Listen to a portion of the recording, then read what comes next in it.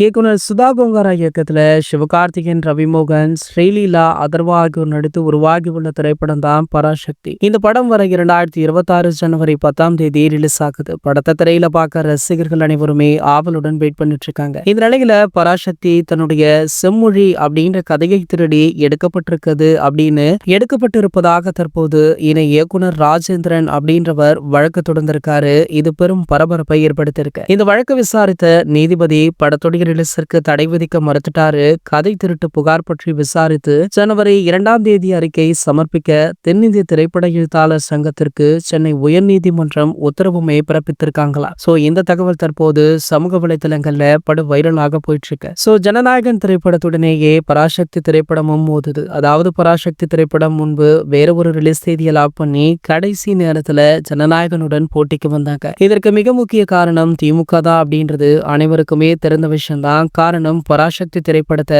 தமிழகத்தை வெளியிடுறது உதயநிதி ஸ்டாலின் அவர்களுடைய red Jain movies நிறுவனம் தான். சோ இந்த நிலையில பாத்தீங்கன்னா தற்போது ஜனநாயகனுக்கு போட்டியாக சிவகார்த்திகேயன் வருகிறார். அதாவது துப்பாக்கி கொடுத்தவரையே துப்பாக்கியால் சுடப்பாக்கிறார் அப்படின்னு பலருமே சமூக வலைதளங்கள்ல மீம்ஸ் எல்லாம் போட்டாங்க. இந்த நிலையில பாத்தீங்கன்னா தற்போது அதற்கு பதிலடி கொடுக்கும் விதமாக நடிகர் சிவகார்த்திகேயன் அவர்கள் இன்று நடைபெறவுள்ள ஜனநாயகன் திரைப்படத்துடைய ஆடியோ வெளியீட்டு விழாவில் கலந்து கொள்ள இருக்காராம். சோ அதற்காக அவர் தற்போது ஏர்போர்ட் சென்றிருப்பதாக சொல்லப்படுது. இவர் மட்டுமல்ல, பல முக்கிய பிரபலங்களுமே இந்த ஆடியோ வெளியீட்டு விழாவில் கலந்து கொள்ள இருக்காங்க. நடிகர் தனுஷ், சாந்தனு அப்படின்னு பல முக்கிய பிரபலங்களுமே இந்த ஆடியோ வெளியீட்டு விழாவில் கலந்து கொள்ள இருக்காங்க. இது போன்ற சினிமா செய்திகளை பற்றி நீங்க உடனே தெரிஞ்சுக்க நம்மளுடைய தளபதி 360 அப்படின்ற நம்ம சேனலை சப்ஸ்கிரைப் பண்ணிக்கோங்க.